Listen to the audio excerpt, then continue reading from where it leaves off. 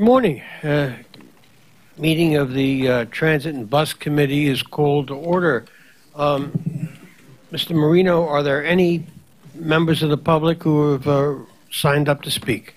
Good morning, Mr. Chairman. We have 11 speakers this morning. The first speaker is Tabitha Decker from the Transit Center. Ms. Decker will be followed by Howie Birnbaum.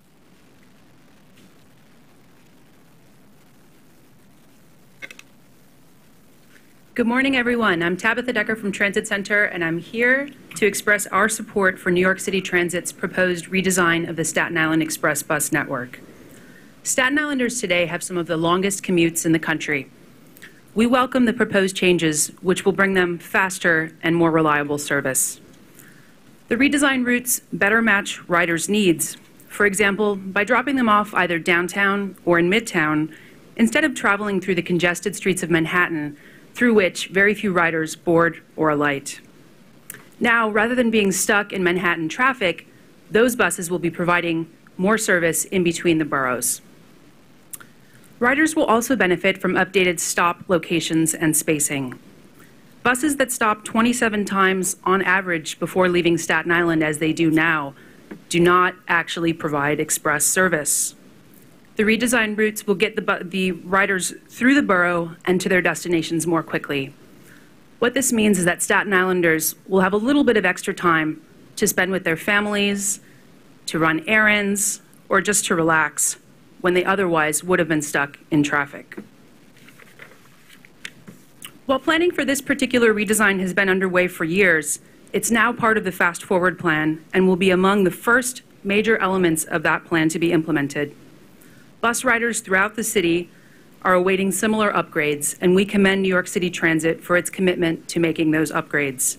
We therefore urge the board to vote yes on moving forward with the plan to bring faster and more reliable bus service to Staten Island Express bus riders this summer. Thank you. Thank you, Ms. Decker.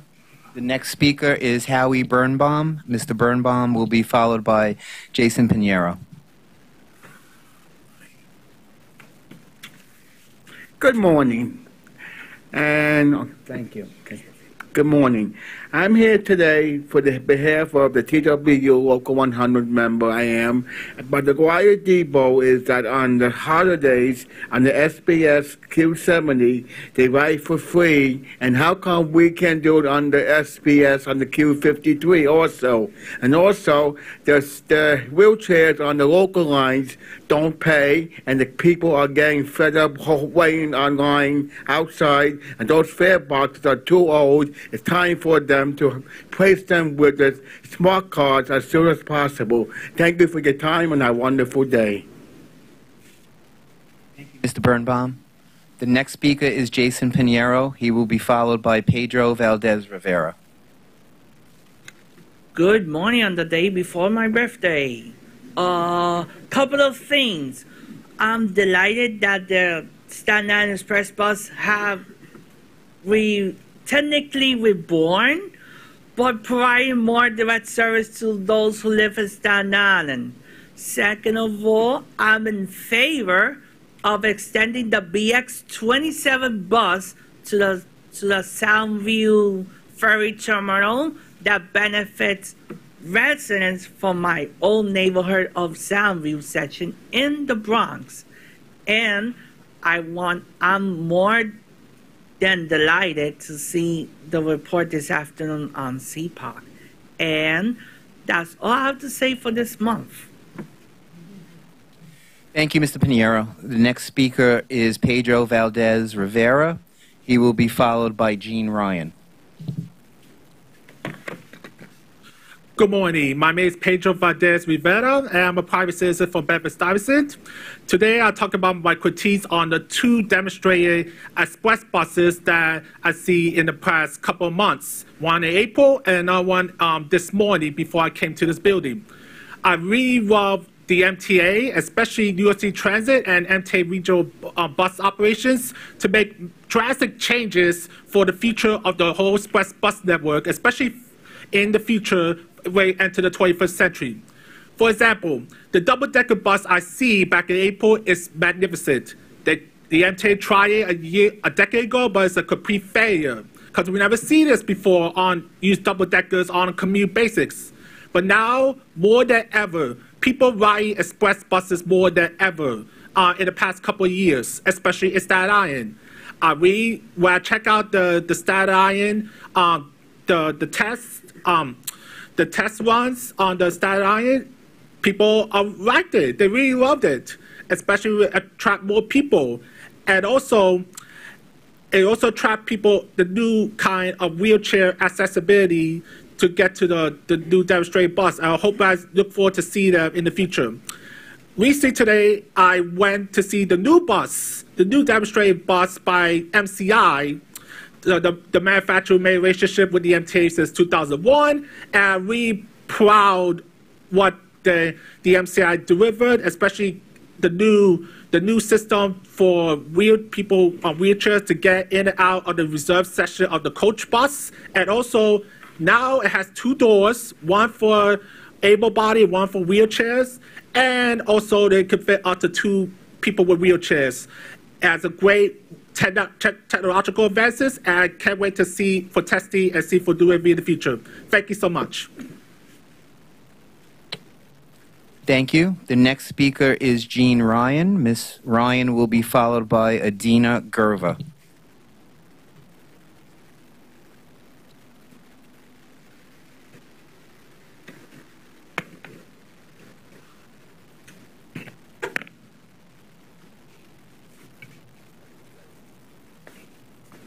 Hi, I'm Jean Ryan. I'm from Disabled in Action. I've taken 5 express bus trips since the last meeting, and it's stressful to have it take 10 to 20 minutes to get on to the bus and maybe have it take 10 to 20 minutes to get off. Everybody's off, but not me. The drivers have not had hands-on retraining. Training is inadequate. All passengers on the bus, including me, plus all riders waiting down the line are affected. Most drivers cannot learn the lift. The schedules get out of whack, and no wheelchair users want to ride. I don't ride in the morning because I can't deal with untrained drivers and passengers who think I should not ride. I can't get places. I understand there will be the pilot of the new express bus. I hope it's way better. A new design is needed. I see very little improvement since 2004. There's a problem using express bus lifts on Shore Road in Bay Ridge, Brooklyn.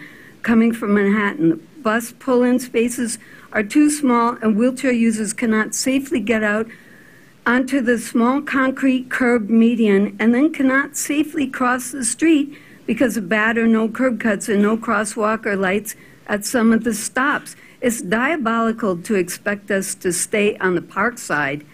There's also a problem of 14th Street and Broadway with the 27s and the 28s because of the newly uneven sidewalk.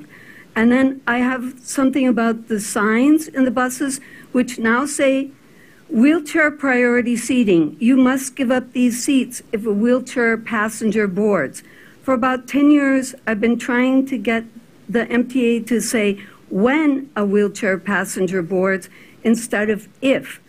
But I've gotten promises and zero change. The other thing is Access Ride. 2 riders I know were driven around, one on oxygen, one for 4.5 hours, and one 84-year-old was refused entrance to the MV1, and it took her 6 hours for Access Ride to get her home. That's cruel and unusual punishment, but it's not unusual. I don't know all the people who ride Access Ride, but those 2 people, just on May 23rd and 24th, had experiences like that. And nobody should ever have an experience like that on Access Ride. But there's no way to get help when you're already on the vehicle or trying to get on. You're just trapped where you are, either in or out. So maybe you could do something about it, but I highly doubt it. Thank you, Ms. Ryan. The next speaker is Adina Gerva. She will be followed by Jim Wright. Thank you. Good morning. I am here representing Uptown Subway Advocates, a Facebook group with over 4,000 Uptown Manhattan and West Bronx A and 1 train riding members. We appreciate your willingness to hear the following 3 requests. 1, please provide adequate alternatives when there are planned closures. Please run more shuttle buses on Fort Washington and Broadway when the A trains aren't running north of 168th Street, and improve communication between train and shuttle employees so that shuttle buses are present and ready to go when trains arrive at the station.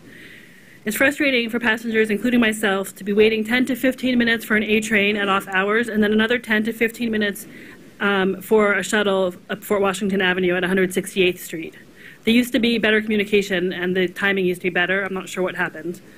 Also, when the 168th Street 1 train platform is closed for a year for elevator replacement beginning this December, please run additional A trains and extra M4 and M100 buses in addition to the planned shuttle from 157th to 168th Street to accommodate all the displaced riders. 2, better communication so that we can all make decisions, especially when there are unexpected problems. The information that is available to the public via the MTA's Twitter accounts and Notify NYC app and other apps should be conveyed to passengers over public address systems in a timely manner, whether they are sitting on a train or waiting in a station. This will help riders make decisions about how best to proceed, especially in the case of sudden unplanned service disruptions, such as I experienced last Tuesday evening on the 1 train, when there was no service between 96th Street and 168th Street, at the same time that the A train was having fast tracks, so there was no A train service north of 168th. I desperately checked what and when I could via my smartphone, but I forgot about Twitter, and so I bailed on the 1 train at 103rd Street after sitting in a stop train for half an hour to take a taxi home just before the train started running again. If I had remembered to check Twitter, I would have seen the problems have been solved, trains will be running again. I would have sat and gotten home faster and without paying for an extra taxi. 3, please restore A-train service to the more frequent 1980s levels. A-train service has disintegrated over the past 30 years, and with increased ridership above 168th Street, we ask the MTA to return the A-train to its former frequency. I should be able to board a downtown 175th Street downtown A train at 175th Street during the morning rush hour, but not have to let one go by until the second one comes that I can get onto. Thank you for your time. Thank you very much. The next speaker is Jim Wright. Mr. Wright will be followed by Ellen Shannon. Good morning. My name is Jim Wright. I am representing AIA New York, which is a professional organization representing over 5,500 architects dedicated to the quality of life of New York City's residents, workers, and visitors. Recognizing the importance of access to high-quality, reliable, efficient, and equitable mobility for all users, we support the region's public transit systems as necessary to the vitality of the city and the region. The goals of New York City Transit's NYCT's recently released Fast Forward Plan align with the guiding principles of AIA New York's Transportation and Infrastructure Policy Framework issued in 2017, which addresses the issues of mobility, placemaking, sustainability, building better, and funding and financing. In June 2017, Governor Cuomo declared a state of emergency for New York City's subway system, citing a debilitating increase in train and equipment breakdowns and resultant service. This follows a decade-long fall in bus ridership, a 2-year decline in subway ridership, and 14% loss in overall MTA ridership since 2007. In response to the governor's declaration, the MTA created the NYC Subway Action Plan, outlining a strategy for immediate repairs due to disinvestment and deferred maintenance.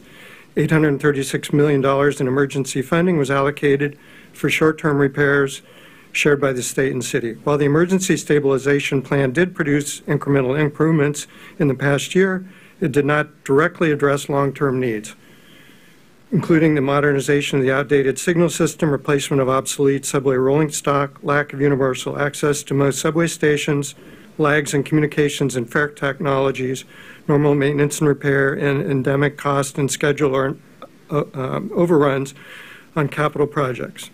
In May 2018, Andy Byford, the new president of NYCT, addressed these long-term needs with the Fast Forward Plan, which outlines improvements to the bus and subway system over 10 years. To meet this ambitious time frame, more frequent weekend and evening service disruptions will be required. Coupled with management and service improvements as well as efficiencies in procurement, this proposal has the potential to renew the city and region's transit systems in the decades to come. AIA New Mr. York Wright, supports... please summarize your remarks. Sure. We call on the public and business impacted by public transportation, government agencies responsible for the maintenance and operation of the networks, and government bodies tasked with securing the necessary capital funding to cooperate in implementing the plan within the 10-year timeframe. We commend the MTA on its willingness to engage in a forthright analysis of its needs and look forward to the release of further details on the cost, schedule, and funding mechanisms required to achieve this bold plan. Thank you. Thank you, Mr. Wright. The next speaker is Ellen Shannon. Ms. Shannon will be followed by Murray Bowden.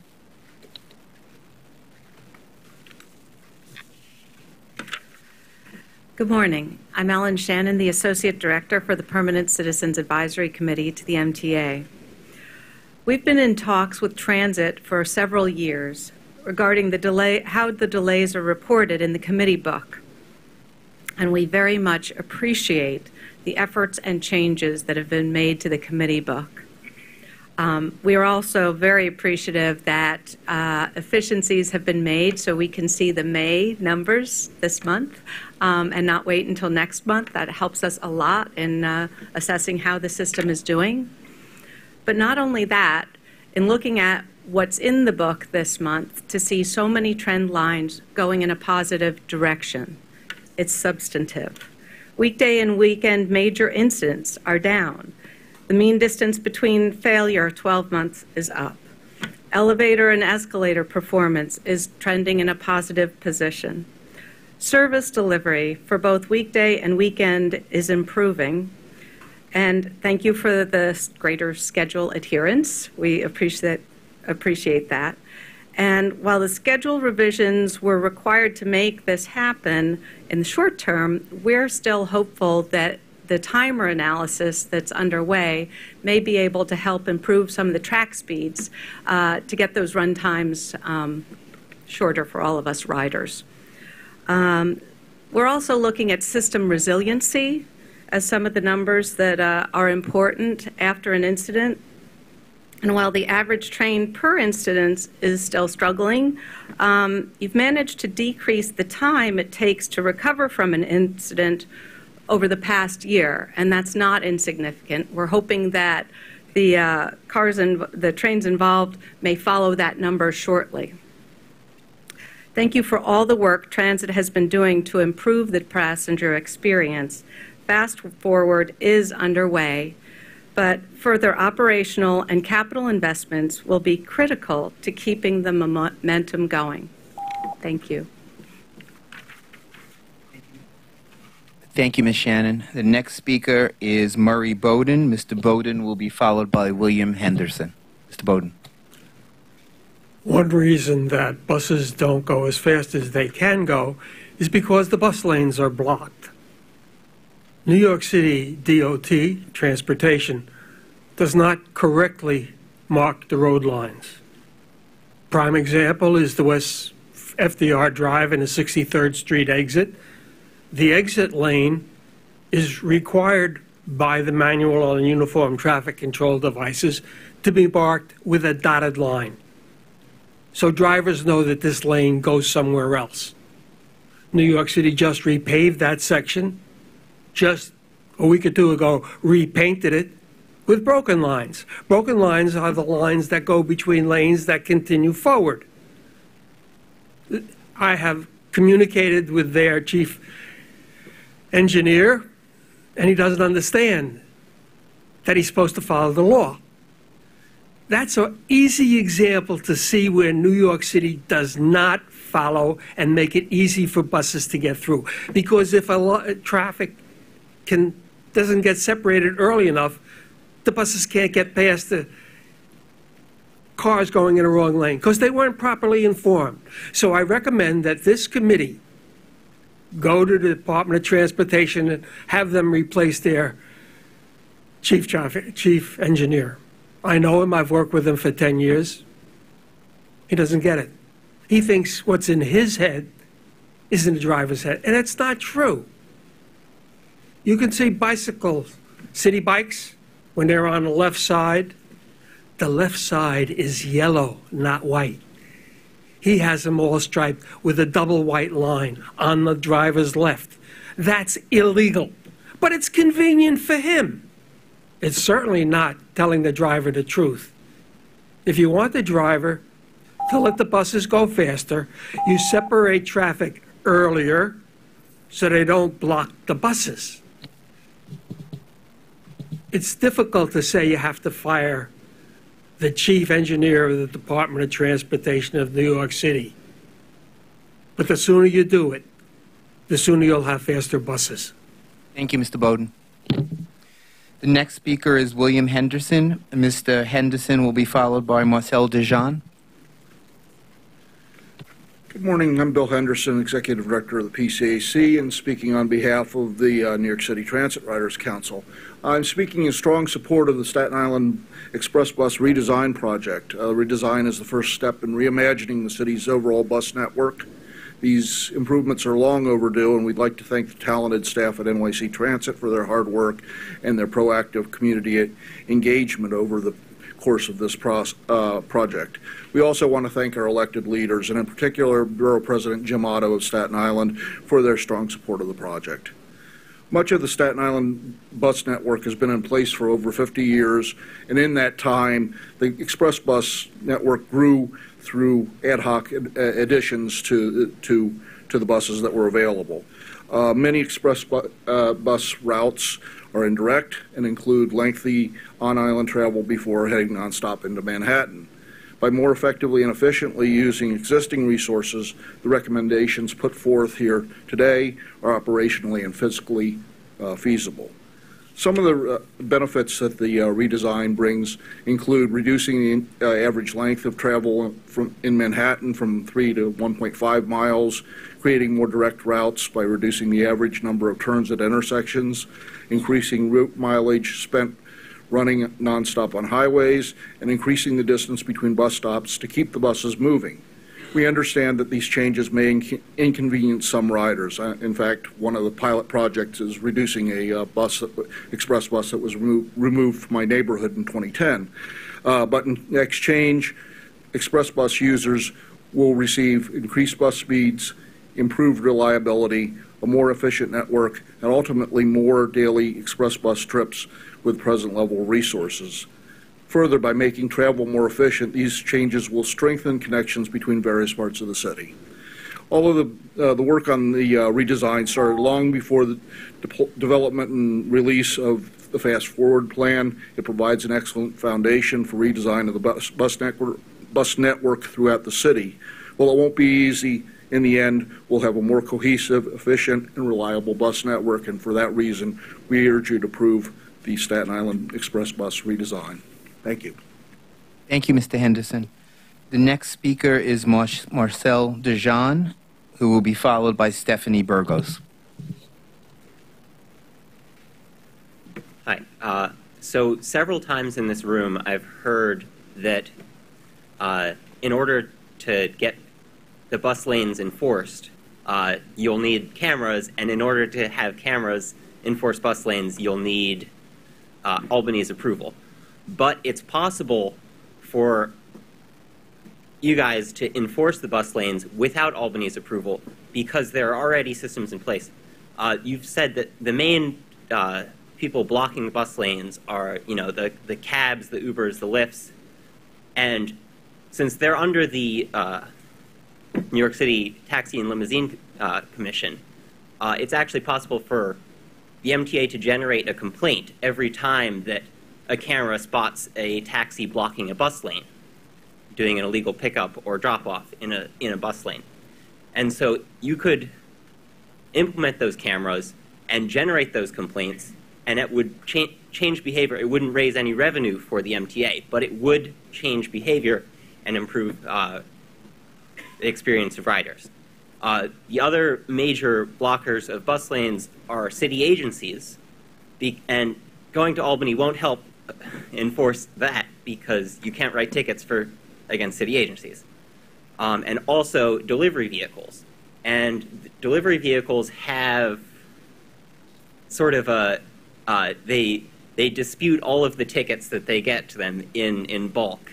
And so it's less efficient to have camera tickets against them than it is against general drivers who make up only a small fraction of bus lane violations. So what you can do, though, since delivery vehicles spend a lot of time in a single place, you could actually dispatch an MTA police officer to go and write that ticket. So I think that you have the resources available to you right now to implement bus lane enforcement. Thank you. Thank you, Mr. Dijon. The next speaker is Stephanie Burgos.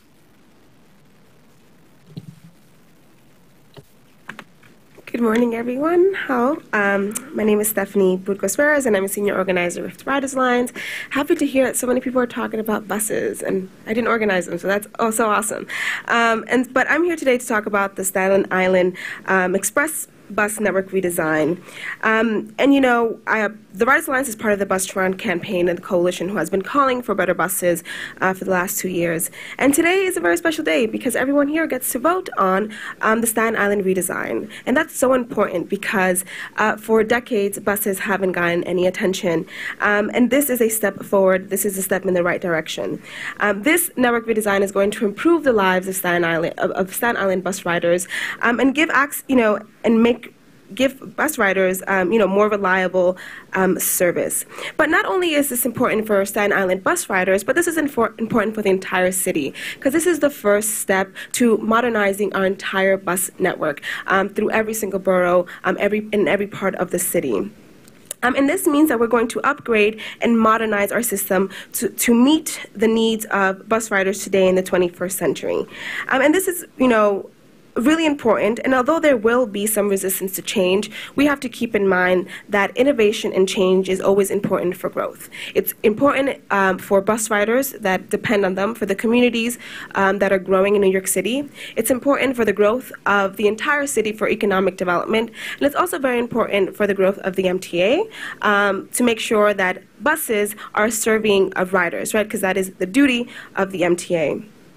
And we want to say, thank you to New York City Transit for taking this lead, for taking this very bold move to improving Staten Island and giving a new network redesign. And we also want to say thank you to the leaders in Staten Island, the elected officials who listened to their riders, their bus riders, and said, this is important for our community, and let's bring it. And we look forward to working with New York City Transit and the elected officials to bring network redesign through all the boroughs by 2021. Thank you very much.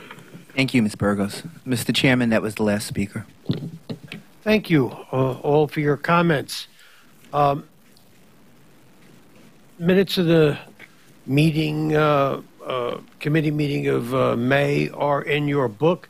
May I have a motion to approve? So move. Second. Are there any changes or comments on them? Hearing none. All in favor of accepting the minutes? Aye. Opposed? Abstaining. Minutes are accepted. Mr. Mulligan, are there any changes to the work plan? Yes, Chairman, we have a change to the work plan. Beginning in October, the committee book will include a new quarterly report submitted by Strategy and Customer Experience. This report will present customer satisfaction ratings for transit, bus, subway, and paratransit services and the trends over time. Subsequent quarterly reports will be presented in January, April, and July of 2019. Thank you. May I have a motion to approve the change in the work plan? Second? Second. Any discussion? Hearing none. All in favor? Aye. Congratulations. All in favor, opposed, abstaining. Change is approved. Now I'd like to ask President Byford to make his report. Thank you, Mr. Chairman. Good morning, everyone. Right, first up, I would just like to say that today in my report and throughout what we talk about today at the committee, you'll hear lots of reference to this, which, as you know, is our Fast Forward plan that was launched at the last meeting. In fact, it was the last board meeting. So there'll be lots of references to work being undertaken as part of that framework because we are not wasting time. We're getting on with it. There's a real sense of momentum around the property as we push on across all aspects aspects of our work and across all departments. I think the second thing I was struck by listening to the public speakers today, which is always insightful, the thing that encourages me is that listening to those speakers, there were a couple of items that struck me in particular. One, the very valid points that were made with regard to the A trains, shuttles during closures, getting the basics right. Well, we're very much focused on basics. So rest assured, this isn't all about big ticket items. It's about relentless improvement. And it's about getting those basics right of customer communication, cleanliness, friendly service, punctuality, reliability. Working on any transit system, I sometimes say it is like Groundhog Day. You set out to do the same thing every day, but you should do better than you did the day before by learning from what happened, seeing where you fell short, and doing something about it. So that struck me. The other thing that struck me was the very valid point that Ms. Ryan made about accessibility. So just hold that thought, please, Ms. Ryan. I will come back to that as my final comment today. So lots of work happening, and I'd like to thank my team for the effort that they've put in over the past few weeks. It seems like yesterday we launched Fast Forward. Already we're putting together a master plan which will pull together all of the myriad work streams that formulate the plan. Obviously the big ticket items, but the many small initiatives as well. Each will be assigned a project manager in terms of a group of activities, and for each initiative there will be a named accountable person who's actually responsible for delivering on that item. We've held kick-off meetings around the property across all of the various groups to make sure that we push on, and particularly that we make progress in those areas for which additional capex is not a requirement. Obviously, we need that. I hope came through loud and clear previously, but there's a lot that we can and should be getting on with right now, so that's been very much our focus. But having said that, obviously additional capex is necessary, but there again, we're making progress. A number of us went to Albany just a few weeks ago, and we started what will I suspect be a long campaign to persuade legislatures that this plan is worthy of funding. And I thought it was pretty good. We were respectfully received, and people were very interested in what the plan will deliver. So that was the funding front. On the bus front, I went down to have a look at the new bus today, Darrell. I thought it was excellent. I mean, it was great to have so many people having a look at that new bus. And I'm very excited about the Staten Island Express that we're about to launch. It's very much, as one of the speakers said, a forerunner for the complete revisiting, reimagination of the entire bus network. And I thought, as an example of how to go about constructing a redesign, how to consult, talking to operators, talking to customers, and talking to electeds. And again, I'd shout out Staten Island BP Jimmy Otto. That is a role model going forward. So very excited about moving forward on the bus front. On subways, you're going to be hearing from Sally, the SVP for subways, about further progress in that space. Group station managers are coming. They're on the horizon. We aim to have them at least selected by next month, which is a very compressed time frame, but these are the people that will transform not only customer service on stations, but also the look and feel, the ambience of the stations, and maintenance. So we'll keep you posted on that. Thank you, Sally and team, for the further progress on delay capture. Part of a three-phase push, a three-phase methodology, which is capturing in the first place those delay minutes, properly analyzing and attributing them, and then acting upon them, again, via that push on basics. So I'll let Sally talk to that. We're pushing ahead on signal contracts. You'll see in the board report in the procurement section, which Steve will take you through, there's a piece in there about the B division that we need to progress. We are accelerating the work that we're doing on Culver and 8th Avenue, and we're also going to set up a suppliers conference next month to see what else is out there. How can we deliver even more quickly on the signaling challenge that we set out within this document, the Fast Forward document. Progress on customer service. Sarah, Chief Customer Officer, will today for the first time have a voice at the table. She will be doing a report. She's developed new metrics. Even internally, we held the first of what we call our Meet the Exec sessions, whereby no more meetings at head office. I don't want to do that. We go out in the field, and we had an excellent Meet the Exec the other day. Thank you, Darrell and Craig, at Michael J. Quill Depot, where we still had our meeting, but we walked about and we met the troops and we walked the floor, and that was very well received. So lots happening. The final point I wanted to talk about was accessibility. And if you just bear with me, I will go to the back of the room and I need to use the mic back there.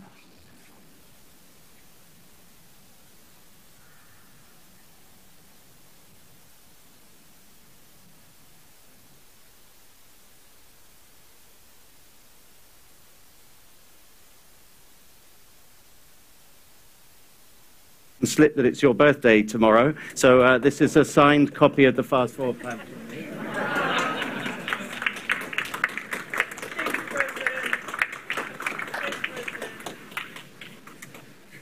You should be very careful what you say at these committee meetings. And the second is, I said I would come back to the final point, the big thrust of Fast Forward, not just signalling, not just buses, important though those are, accessibility. And I said that one of the first jobs for me was to appoint an accessibility advisor, someone that would be appointed to my executive, someone that would report directly to me, and that person's mandate will be to pull together all of the various accessibility work streams, to be the voice of people with mobility and other accessible impairments, to work across all of the various projects that we have going on, and to work across all of the groups. So to give us relentless advice, informed advice on the accessibility cause. So I think actions speak louder than words. We're not messing about. We have conducted a comprehensive search. We had an excellent field, and I'm very pleased to announce that today our new accessibility advisor, who will start with us actually next Monday, but has come as my guest for today, is the former program manager for accessibility issues at the TLC, and that is my new colleague. Welcome to Transit, Alex Allegredin. Thank you, Alex.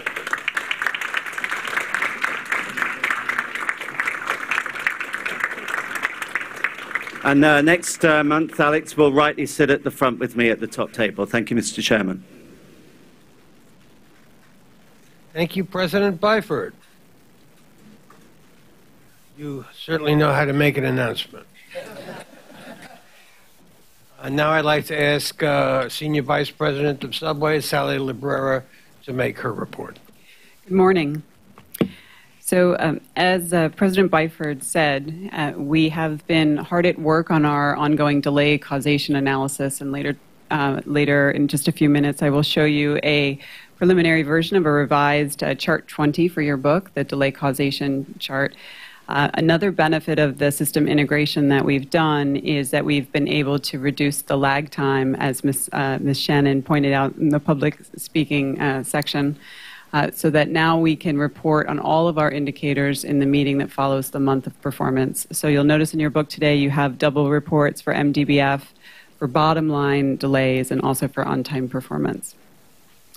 So as we heard this morning already, there's many bright spots in the performance report for subways for the month of May and April to a certain extent, to the extent that you have doubled up reports in your book. We see a lot of positive indicators in our customer-facing metrics. We see positive movement in MDBF, in elevator and escalator availability. One area does stand out in the report as needing improvement, and that's the area of major incidents. And so I want to spend some time talking about that this morning.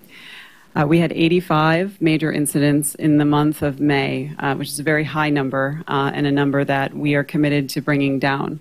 One of the key drivers of that high number of major incidents is that we had a particularly high number of major signal incidents over the course of the month. We had 35 major incidents for signals in the month of May in 2018 compared to 25 last May of 17. We also had 15 major incidents on the 7 line alone, which is a high number for the 7 line. What we see when we look at the 7 line major incidents is that a good share of them are attributed to the legacy signal equipment on the 7 line, which will be phased out with CBTC, the full CBTC cutover later this year. And also, when we look at all 35 major incidents that happened for signals over the course of the system in May, we see that the single biggest indicator, the single biggest driver of the failures is track circuit failures. So track circuits are the backbone of the fixed block signaling system. As we move to CBTC, we dramatically reduce the number of track circuits in our system. We'll do it on the 7 line this year, and we'll do it on the other lines, the rest of the system, or the majority of the system, with a fast-forward plan at an accelerated rate. When we do that, we are essentially engineering out this point of failure, this significant point of failure that track circuits are causing in terms of the signal failures that we see in the system. It's just one reason of many that we see tremendous opportunity for reliability improvement with the Fast Forward plan. Another note that's important to make with respect to the major signal incidents in May is that even though major signal incidents were up for the month, total signal incidents weren't. In fact, their rate was comparable with recent months and even down. It improved 5% compared to May of last year. So again, this gets to the point, and we discussed this a bit last month, that a major driver of the major incidents is where and when these incidents happen, which is informing our maintenance strategy at this point. This month, we had a greater share of our major signal incidents happen during the peak. We had 4 major incidents on the 4 line in the peak, 4 major incidents on the 7 line in the peak. Those lines with that type of service frequency in the peak hours, even a small disruption or a small delay can balloon and ripple into a big impact for customers. And so we're committed to bringing those incidents down. The way that we're doing it is that in addition to looking at assets that are poor performing for additional preventative maintenance, we're also introducing more preventative maintenance at locations in the system that are critical. So we're identifying where those locations are, and we're rolling out enhanced preventative maintenance in those areas. Moving on to cars, we continue to see an improvement in car MDBF. The month of April, we had MDBF over 137,000 miles. That's the highest it's been in 2 years in terms of a monthly statistic. The month of May was lower. It was 121,535 miles. The 12-month average ending in May is 4.2% above where it was 12 months prior, again reflecting a continued steady improvement in MDBF of the fleet. Elevator and escalator availability is each up this month at both the monthly level and the 12-month level ending in May. I'm pleased to report that the first new vacuum train is on the property and is in testing, and we expect to put it into full service next month. It will be joined by 2 other high-powered new vacuum trains that we expect to have on property by the end of the year. These 3 trains will complement all of the extensive track cleaning efforts that we have had underway and continue to have underway through the Subway Action Plan. We've recently completed an extensive subway track cleaning throughout the entire system, and these trains will enable us to maintain that state of cleanliness and also the reduced incident of track fires that we're seeing right now. So I would now like to talk a bit about the revised delay chart and ask that you... Can you just, sure, before you go to the revised delay chart, which I look forward to, I have a couple of questions just about the report that you just gave. And one is, just to your point, I've never been that much of a fan of what the major incidents really reveal, given the fact that it could be for 12 minutes, it could be for 2 hours, we don't know. But when you talk about the number 7 train, I'm surprised to hear that there are that many major incidents related to the number 7 train, since it's a single line and doesn't affect other lines. And as I understand, a major incident is defined as 50 trains being delayed. So number 7 train delays actually affect a 50 train delay frequently? Is that? This month, yes. So the 7 line is undergoing a lot right now with the CBTC cutover and with the legacy equipment. Remember, the 7 line was selected for CBTC because of the age and condition of the equipment on the line. So the legacy signal equipment is some of our most problematic in terms of performance. and we certainly will benefit in terms of performance once we fully cut over. But managing the two systems as we roll CBTC out, but not yet fully on the line, has created some additional challenges in terms of managing the service. But generally speaking, the 7 line, because the service frequency is so high, even though it's a short line and we don't have the merges and diverges with other lines, even a short duration incident can easily result in a major incident with 50 or more trains delayed. And then my second question is with respect to miles per car without delays. Why, given how many cars there are, why is it so varied from month to month? Can you explain the formula for that? Because if it's 120,000 miles without a delay 1 month, and then it shoots up to 137,000 miles and then goes down again, what causes such a, seems to me like a huge variance from month to month? So I'll do my best to explain, and then I'll probably follow up with a more detailed explanation of the calculation. The revenue miles does change month to month, but okay. Sorry. Mm-hmm. The revenue miles does change month to month, but it's a relatively consistent figure. What affects MDBF is a much smaller number of actual train troubles, and so that's how we calculate MDBF. We take our total mileage and we divide it by the number of train troubles that cause a delay in service.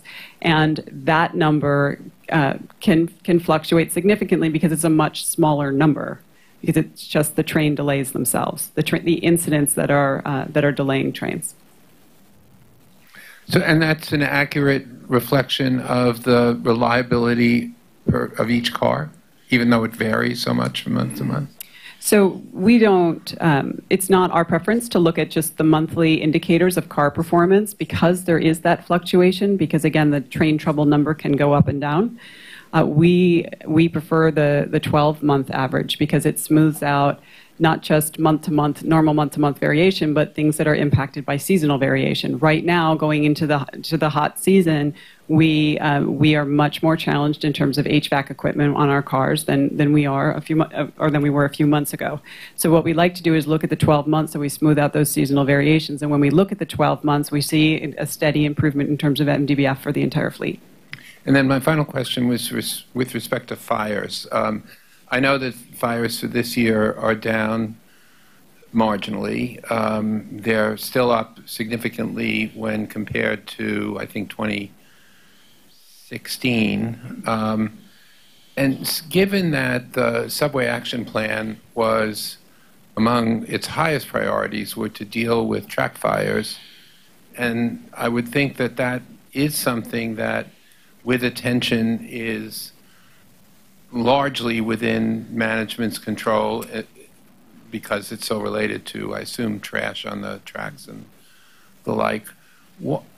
And we've had given it such a high priority over the past year through the Subway Action Plan. Why isn't there a much greater impact on track fires than what we've seen?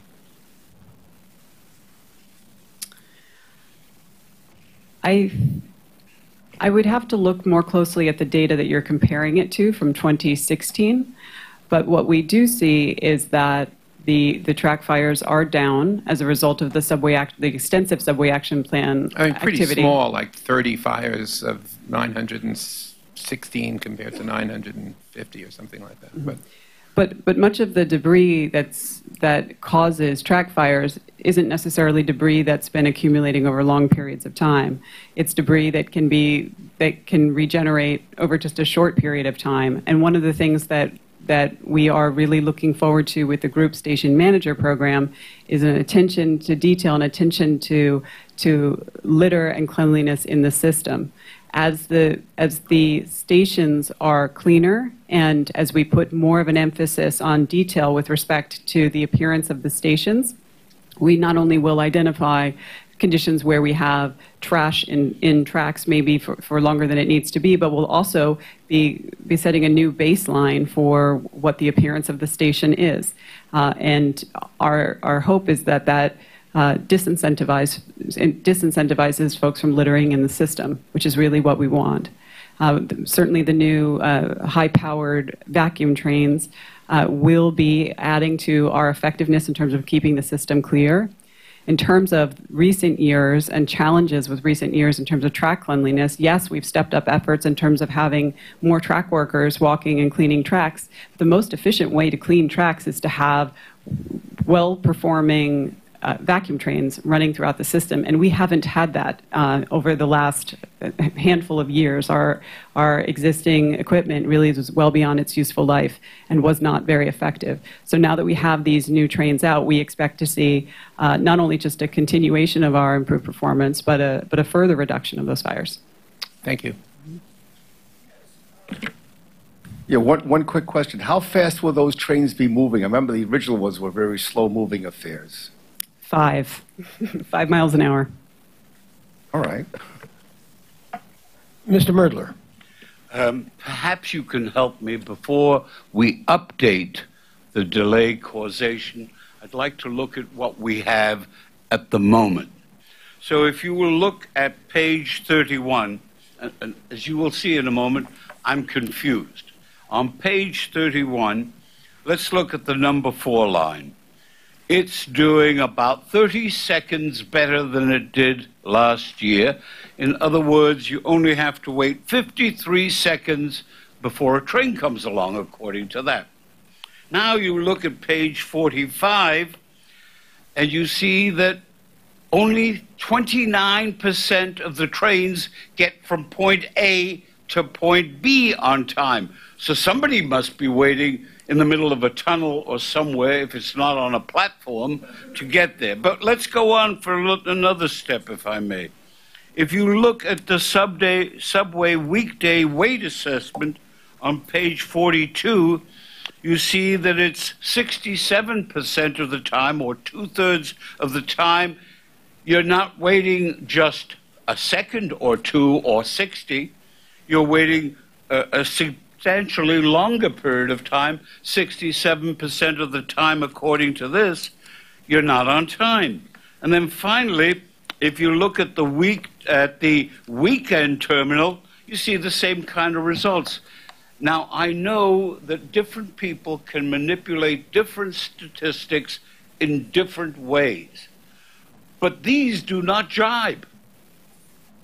And if you're going to build on that, more of this second kind of reporting, all you're going to do is compound that inaccuracy. So I think that's actually a good segue into what I wanted to say about the delay causation process, and that is to, again, review the objective of why we undertook this analysis. And this analysis has been underway for some time. The objective is to ensure that we best understand what is causing incidents and delays in the system, and then use that information to develop strategies to go after those causes and bring the overall quantity of delays down. Now, what I'll talk about is not just the process by which we've done this, but also one of our objectives is to get to more clear language than you see on your chart 20. Which I think may answer some of your questions. So what you have here is a preliminary version of what we will be replacing chart 20, and this will be the same format for chart 21, the weekend delays. And what we've done is we've indicated the trains delayed per weekday, so it's normalized by the number of weekdays in the month, and then the percent of the delayed trains for each of these categories. And this is May data. So what we first do on the chart is we separate out incidents and delays for track and signal failures. Currently, in the chart 20 in your book, those are included in the category of ROW right-of-way delays. Also, in that category, right-of-way delays, you see what we're calling here other unplanned disruptions. So those could be infrastructure defects or station platform edge defects that are affecting train service. And by infrastructure, I mean maybe something that's on a tunnel wall, some sort of cabling, something along those lines. The fourth category that's currently in right-of-way delays is where we have a train that has its brakes activated, but we don't identify the cause. We can't identify the cause based on the investigation that we do. Right now, that accounts for, in terms of May, that's about 1% of the delayed trains. So what we've done is we've taken that former category of ROW delays and separated them out into those four categories: track, signals, other unplanned, and train brake activation. And for track and signals, it's worth pointing out that we're not talking about just the initial incident. If we have an initial incident and then we go in to remediate the repair, we're putting all of those delays into that incident. We have broken into multiple categories the subway car category, which is currently in Chart 20 as just one line item, subway car. So we've split out door-related propulsion and braking to get to more specificity in terms of what's driving the delays. Service delivery is what we are now calling issues that are associated with performance. And by performance, I mean not just train operation or door operation, but also folks just being in the right place at the right time, which is obviously very complex in our system. So that could be relating to the performance of train operators, conductors, tower operators, train service supervisors, dispatchers.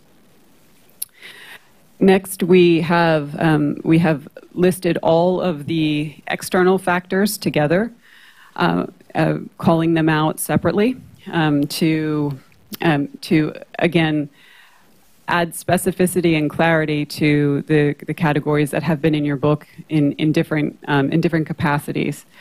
Just last month, Commissioner Vanderpool, you had asked the question about police action versus unruly customer. This top category would pick both of those up. So again, the intention is to add clarity and to make the terms more clear so that we understand what the drivers are. One very important point about this chart is it's not finished yet. It's an iterative process. We're going to put it in the book next week or next month, and we'll be using it, certainly moving forward. But we expect to add more detail as our business process gets stronger and we are more confident in the subcategories of each of these categories. That's the intention. That's why there's a big note that says work in progress. And the other big note on the page is the next category, operating environment. So we've spent a good amount of time talking about the category that's currently on Chart 20 that is overcrowding, insufficient capacity. And there's another category on your page, which is unassigned delays. In both of those categories, we typically pick up trains that are delayed at the terminal, but not for an obvious incident. In some cases, these may be that the running times and the schedules just aren't aligned because of changing ridership patterns. It may be that there's excessive dwell going on at isolated points in the system. It may be that we have train performance issues with particular crews, and that could be on the train operator side or on the conductor side in terms of the speed that we close the doors. We also may have some running time issues associated with the safety modifications that we've made to signals that aren't yet reflected in the underlying schedules. We recognize that that number, 39% of delays, is too big a category, and we want to get to a more detailed description of what the drivers are in that 40% category. I will point out that we're trending in the positive direction with respect to this. If you look at the data that's in your book, for April, and you add the insufficient capacity number and the unassigned number, you actually come up with a number that's 43% of the delays in April. If you do the same thing for March, it's 47% of the delays. If you go back to February, it's 49% of the delays. So we are doing a better job of assigning trains to parent incidents that might fall into other categories, but we certainly have more work to do here, and we're committed to doing that. I know, Commissioner, you want to come in. I'd just like to add to that, and thank you, Sally, for that. The headline from me is, we said back in January, my first meeting, that we intended to do something about this whole issue around delay attribution. and not as some sort of academic exercise, but because ultimately it's a proxy for the customer's experience, and because it reflects that our service is not as good as it should be, and therefore we need to do something about it. And it's not as quick a fix as you might think it is, for a number of reasons. A, the quantum of minutes. B, the complexity of the subway, whereby where if a line was self-contained, it's fairly, well, I wouldn't say easy, but it's quicker to understand what might have delayed a train. Where trains are merging and where they themselves are the victims of a delay, that does make it more complex. So the methodology that we're applying is threefold, 3 phases. Number one, capture the data in the first place, and do so in just one source of data, not 2 that we previously had, neither of which were perfect. They were actually fairly rudimentary, and now we've got one single source of data capture. So that's job 1, done, and we now have that single source. So you capture it. Number 2 is to then attribute and analyze that data, and that's what Sally's been talking about. And I think this is a much more granular way of analyzing it, such that number 3, you can move to the 3rd phase, which we are progressing, which is to reduce the number in the first place. That's the whole point of this. As I said, it's not an academic exercise. It's meant to make things better ultimately for our customers. Even that reduction is, it seems to me, divided into 2 parts. One, the big fixes, which are resignaling the subway, which is the biggest, most transformational opportunity, but also things like rewriting the schedule so that they properly reflect reality. But then the second part is just getting better at the basics. It is making sure, as Sally said, that people are in the right place at the right time, that dispatch from terminals is timely, that dwell times are properly managed, particularly at the big locations, that the railway, the subway, is run like clockwork. That's what you should be aiming to achieve. So this is a work in progress. My point, answer to you, Commissioner Merdler, would be that at face value, you're right, there seems to be a disconnect there, but those are 2 different things that you highlighted. One, additional platform time is effectively showing what the delta is between what the time you should have had to wait and the average time you did have to wait, whereas the other was an absolute. It's an arrival on time at a terminal, and it may be that you can improve the latter by bypassing bypassing stations, and that would in itself prolong the wait time at intermediate stations. So they are connected, but they're not connected in such a way that they should be exactly the same. I hope that helps. Merdler. Congratulate you for trying to reconcile the data and provide as much as you can. But let me be clear. If you have set up a schedule that a train is supposed to leave at 1 hour and get to a destination at another hour, and it doesn't get there in anything approaching the time, there must have been a delay somewhere along the line.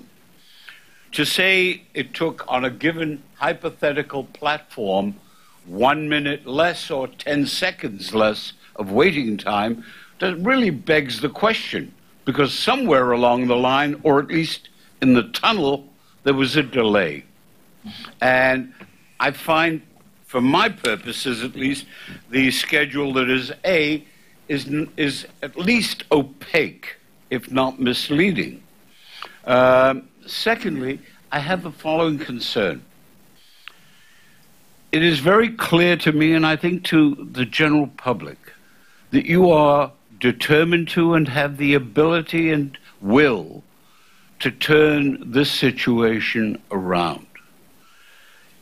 I have no doubt in my mind, and I don't think the public has any doubt in its mind, that it's going to take you a considerable period of time to achieve that result. But in the course of that, it seems to me that you have to focus on the fact that we have to tell the people the facts as they are.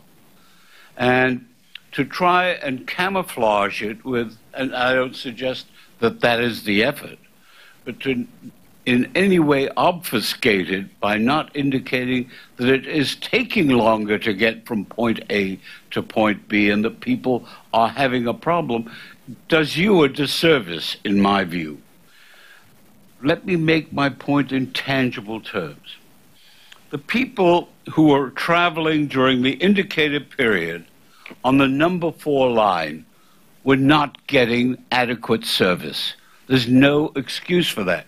If that train was coming in 29% of the time on time, in other words, less than a third of the time on time, and if they were waiting on the number 4 approximately half the time to get there, and all of the other statistics show that there was delay, then the answer would be, in my view, that not only do we have to understand why, and which is what you're doing by trying to break the information down, and I congratulate you again for that, but also to understand what it is we can do to make that better.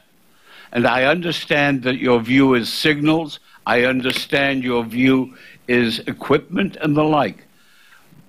But in the process of doing that, I really would like to be clear that they need to know the facts. Well, if I may respond to that, I entirely agree with you. May I just add one other point, if I may? I noticed in this draft that you put overcrowding in the environment. Now, I understand a lot of people in a crowded subway create a lousy environment for everyone in it. Sardines you can only fit so many sardines in a can. But it is a separate subject, and it should be indicated as such. If you have overcrowding, people are entitled to know that that's a cause. Right, so if I might respond, Commissioner, I entirely agree with you that the service is not as good as it should be. That's the whole point. We're on the same page. And in terms of making that data transparency and that reality clear to customers, again, we entirely agree. That's the whole purpose of this presentation and this exercise. It was precisely because I balked at the lumping together of a huge chunk of delays under overcrowding and whatever the other insufficient capacity, which to me was at best meaningless. That's precisely why we embarked upon this road back in January, and we've been progressively improving this ever since. But in order to achieve the end that we all want, which is better service, you have to have a single source of the data in the first place, which we've done. We now have, first time. Previously, we were using 2 databases, neither of which were particularly, I didn't think, effective. Secondly, properly analyze that data and break it down into categories that are meaningful and aren't a catch-all. And thirdly, then do something about it, which is why we're adopting this three-phase methodology that I just described. So you're absolutely right, not good enough. My team know that, and we're making huge strides to tackle that issue. Mr. Albert, then Ms. Vanterpool. Congratulations on the new metrics. I think this is really terrific because some of the categories that we had prior to this were just too generalized, and it didn't give you the information, the kind of information you need to make things better. Now we're going to know exactly what was it, debris, was it someone holding doors, was it a police action, was it a sick customer, where these things, I think that's terrific. But in terms of what Commissioner Merdler asked earlier, the legacy indicator of terminal on-time performance, are GOs taken into account when you're looking at those figures? Is that pre-GO or post-GO, those figures? Those are post-GO. So the last category on this page, planned right-of-way work, those are delays that we experience above and beyond the scheduled diversions and the scheduled supplements that are put into place. So the diversion itself would cause so much delay, and that you expected. So anything beyond that would show up in that category. As long as it's loaded in as a supplement schedule, this is all done electronically. So this is taking the scheduled time, and if that's loaded in as a supplement, it's going to be looking at the actual versus the supplement. But the planned work category on this page will also pick up signal maintainers out doing their regular inspections, track workers doing their regular inspections. So a lot of work that's happening on the right-of-way that's not currently baked into our supplement schedules. And a late departing GO would be shown in that category, or? Yes. Planned right away? Yes. Okay, thank you. Ms. Vanterpool. Thank you. And thank you for these very helpful metrics. I think as we continue to review our committee books, it's going to be so insightful to see the specificity of these delays. Have you given any consideration to the planned right of work category and further breaking that down to the extent of subway action plan or state of good repair or capital expansion or any other categories? Yes, we certainly have, and we will be adding to all of these categories as we get confident in the quality of the subcategories. So, as Andy mentioned, what we're doing here is not just getting the data into one database, but we've actually built a new system with a new QA team around analyzing this data and making sure that we don't have, because in the former system we had dispatchers who were at terminals entering information into the terminal delay database that would produce the reports for you here. And so now, rather than having that done potentially in different ways by dispatchers, we have a centralized group who we are retraining at this point and who we are creating some consistent procedures for that will be looking at more consistent application of trouble codes to things that might fall under one umbrella like planned work. As we get more confident in the accuracy of those subcategories, we'll start adding them to the page. And just a follow-up question, please, or a second question, rather. Sarah, how do you anticipate this level of specificity being reflected, if at all, in the way that we externally communicate with customers on social media? Sure. I think that we are making significant strides in communicating more about our planned work. In the past, that's been sort of more passive communication through social. We've increased the number of tweets, as you can see from my report, which I'll take you through later, but also through new web applications and that are coming out shortly, we'll be able to do a more proactive job at explaining the service changes as well as the resulting delays as a result of those service changes. Mr. Greenberg. Yes, I maybe because I missed a couple of meetings, there's some legacy indicators that we're not doing anymore. There was a combination one which had weight assessment, on-time performance put together. Is there a reason why we dropped that? There was a combination one. Those are all reported separately, continue to be, and that really didn't add value to the book, and we were just basically focusing on the new measures. Okay, I like weight assessment, even though it's old, and I like the new ones too. It's just, as you can see from some of this discussion, it's easy to misinterpret what they actually mean and how to interpret them, because they're not all on a 1 to 100 scale. They show different things. I think Commissioner Myrtle's point is well taken there. Without some level of background for this, or even a basic statistics knowledge, it might be difficult to understand what's going on here. I congratulate you on this effort, which really shows, which is really more of a management tool to me than something for the public to see, which is more of these statistics like weight assessment or even additional platform time, additional travel time, which, you know, I think its emphasis, those are averages. I mean, people could wait 10, 15 minutes, and, you know, some people wait even less because of a delay, because the train's a bunch, whatever. That whole explanation, I think, needs to be made clear to commissioners and maybe even more to the public. I don't really know how you do that.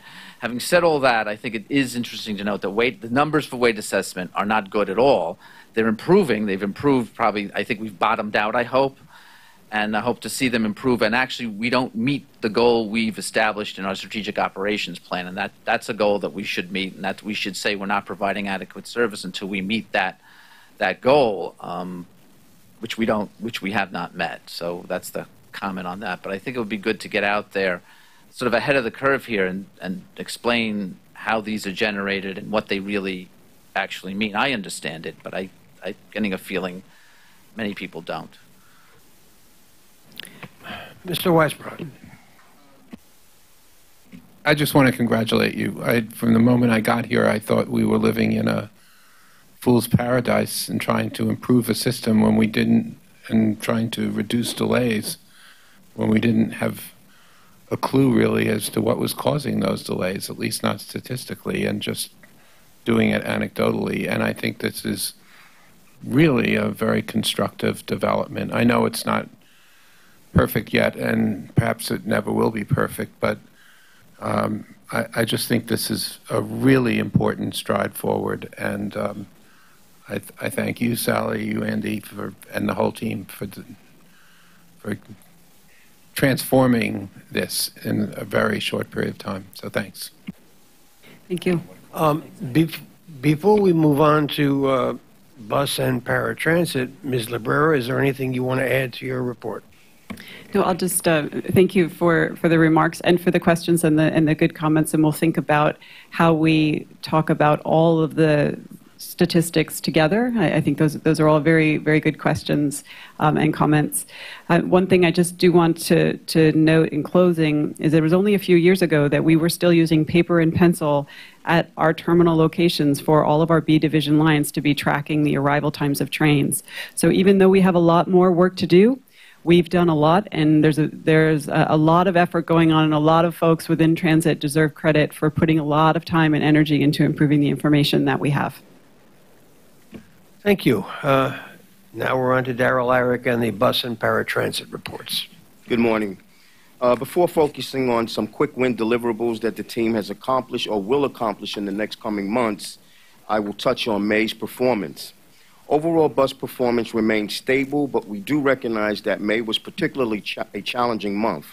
While fleet reliability did improve by 2% over a 12-month rolling average against last year, we did incur a bit of a decline of 3% for the month of May compared to the same month last year. In addition, we did experience a slight decline in weight assessment by 0.3% on a 12-month rolling average compared to the same period last year, and by 0.8% in May compared to May of 2017. We've identified several operational issues and are currently implementing corrective actions that will improve performance as we move forward. As part of this process, we are revisiting the way we identify root cause and how we mitigate issues in real time. A key tenet of the Fast Forward plan is the complete redesign of our bus network. As Peter will mention shortly, in August, we will be implementing our first major redesign with the goal of improving the speed and reliability of the Staten Island Express bus network. The redesign incorporates extensive feedback from our customers and all key stakeholders. Also, as part of our Fast Forward initiatives, we will be increasing off-peak frequency on 2 MTA bus routes in September, the Q6 and the Q69. The intent is to encourage more ridership during off-peak hours where we see the potential demand and we have available resources and capacity. As part of our commitment to engage and listen to our customers and stakeholders, in May we held an open house in the Rockaways where we presented a plan to move buses faster and provide more reliable service along the Rockaway Peninsula. We are in the process of reviewing the valuable feedback that we received. We also continue to make operational adjustments to tweak our existing service to help make our buses more reliable. For example, we recently collaborated with New York City DOT to modify signal timing to reduce the queuing of buses leaving the St. George terminal in Staten Island. Preliminary indications are very promising. As part of our commitment to evaluate new bus designs, I'm happy to announce that we have a new MCI coach bus on display today across the street here at 2 Broadway. This bus provides improved accessibility with a first-of-its-kind low-entry vestibule and an automated ramp allowing for ease of boarding for customers with wheelchairs and other mobility devices. This bus will be tested for approximately 90 days. So I ask you all to come and check the bus out after this meeting. On to paratransit. Performance on a 12-month average remained stable overall in spite of a 13% growth in ridership compared to last year. One area we are proactively addressing is a slight decline in our broker performance, including the category of no-shows and on-time performance. Our eHail pilot program, which includes both advanced reservation, real-time, on-demand service for paratransit customers, continues to exceed expectations as resulted in the ridership growth. Demand for e-hail services has grown exponentially each month, with approximately 147,000 trips in April as compared to 6,000 in the same month last year. The on-demand portion of the pilot has over 1,100 customers enrolled, who have now taken over 48,000 on-demand trips since the end of last year. Making paratransit service responsive to our customers' needs is a key tenet of the Fast Forward program. We recognize the unprecedented flexibility that on-demand e-hail offers to our customers. To that end, we are working closely with the FTA to determine the best options for incorporating sustainable e-hail services beyond our pilot. Our vision is to expand the program while ensuring that it remains supportable as it continues to grow. A key part of shaping our future program is our comprehensive review and lessons learned from e-hail models in use at other paratransit agencies throughout the country. And this concludes my report. Thank you. Mr. Merdler, then Mr. Albert. Darrell, somebody in the audience speaking earlier must have been listening into the conversations you and I have had for some time. The question being, people who park in bus stops. Has any thought been given, because we've been talking about this forever in 3 days, to my knowledge. Mr. Vitiello has been talking to the police department about it. Is there any thought been given to getting the MTA police to enforce it, since the New York City Police Department just cannot seem to get around to doing it, of buses that are parked in, of cars that are parked in bus stops? Yeah, so I would say that all options are on the table. Discussions are being had right now, and that is one of the key considerations.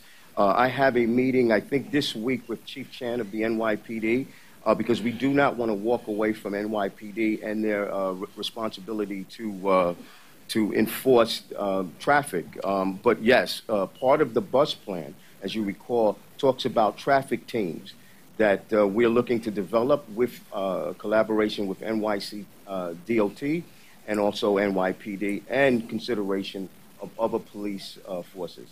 And if I may, the second part is the trucks that get the benefit of triple and quadruple parking and then just take all the tickets, put them in a large box, and go negotiate a number at Parking Violations Bureau.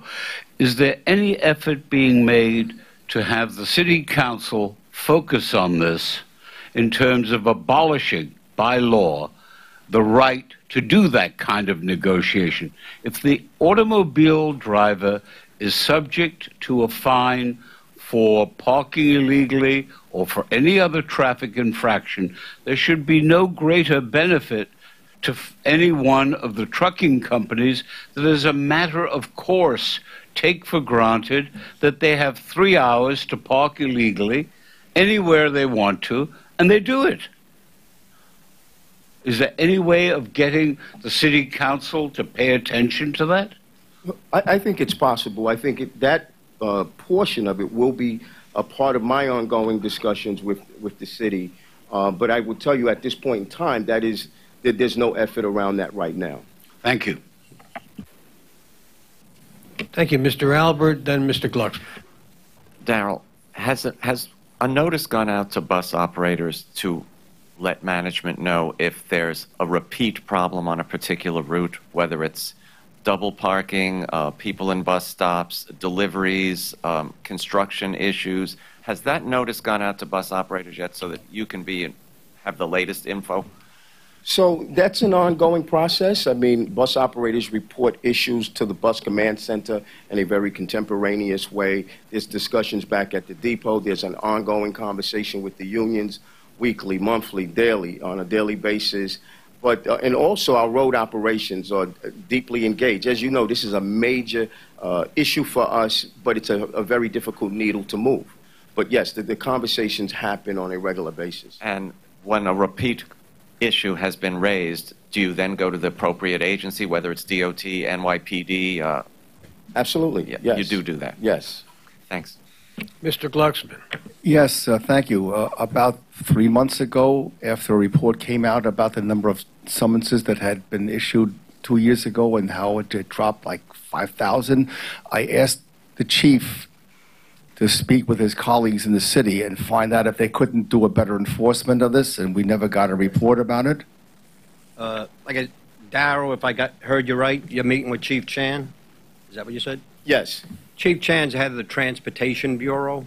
You know, they oversee the traffic agents and everything. So, I mean, I passed that on to Chief Chan. And then, as Darrell said, he's meeting with them. You know, so. But it seems like a no-brainer. I mean, and they should just summons these offenders. I mean, we're getting beat up, as I said the last time, about delays in the buses, and it's stuff out of our control, but it can be fixed. Thank you. Okay. If there's nothing else, are you concluded, Mr. Eric? Yes.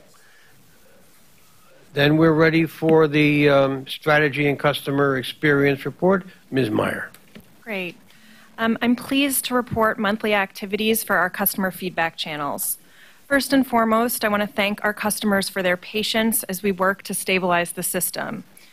I'm committed to ensuring that every interaction with our customers is helpful and efficient. We're building processes for faster action-based results for issues that customers report to us in real time, and we're also trying to improve signage and alerts to give customers more notice and travel alternatives. As detailed in my report, there is a significant amount of volume in feedback channels, but when compared year over year, there have been significant improvements in wait hold times in our call center and response metrics, and a significant increase in online engagement. On social, the majority of our customers are tweeting about real-time service issues, and we know there's been a lot of work in the system, both planned and unplanned. But my team and I are personally advocating on our customers' behalf to make their travel faster and easier, putting out thousands of proactive alerts. We were pleased to see a 24% decline in help point calls year over year, now at 73,000 calls for the month of May. And I see this as an indicator that our significant expansion of the announcement program under the Subway Action Plan and the Countdown Clock Installation Program are giving our customers the information they need regarding service and arrival times.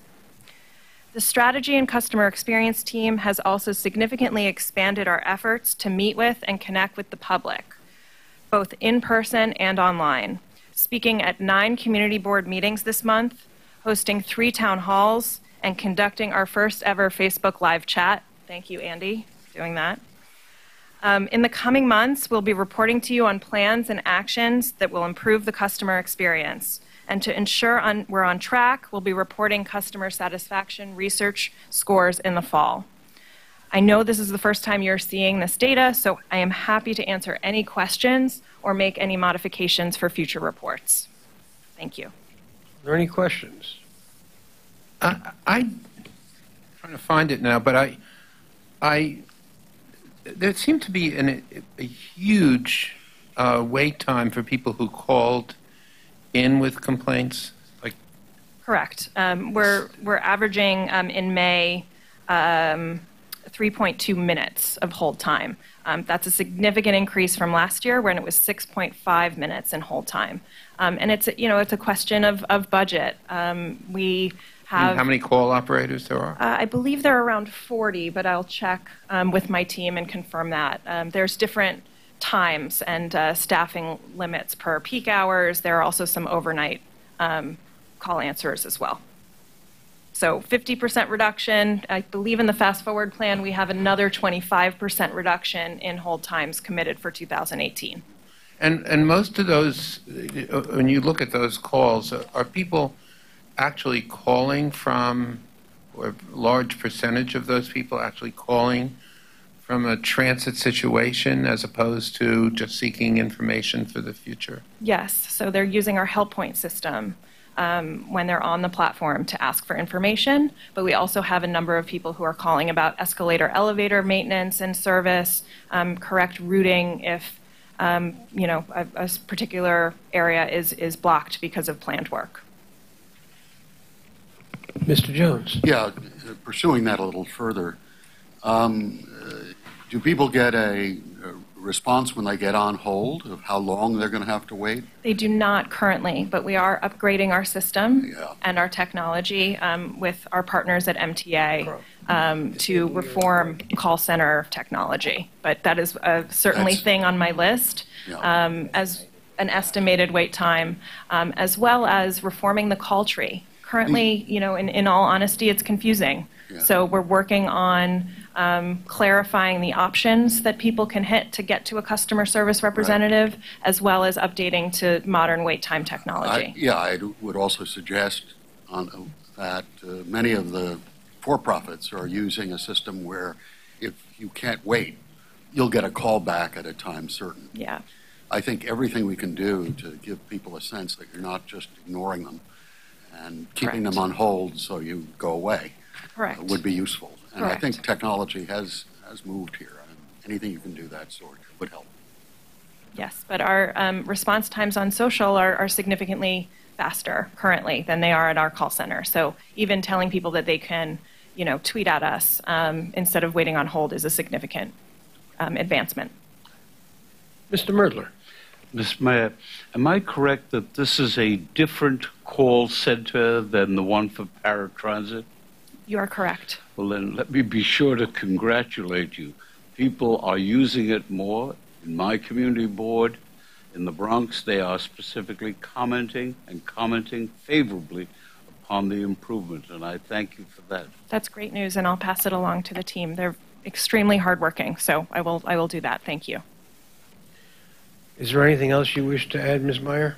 Oh, I'm sorry, Mr. I'm Weisman. sorry, I had one more question about a metric, which is I think all of us who use the subway every day are thrilled about internet service in the subway. It drops repeatedly, and sometimes more than others. Is there a way to track that with the provider? And Sure. I will talk to our partners at Transit Wireless to see if they can provide us with that data. And something to track on an ongoing basis. Definitely.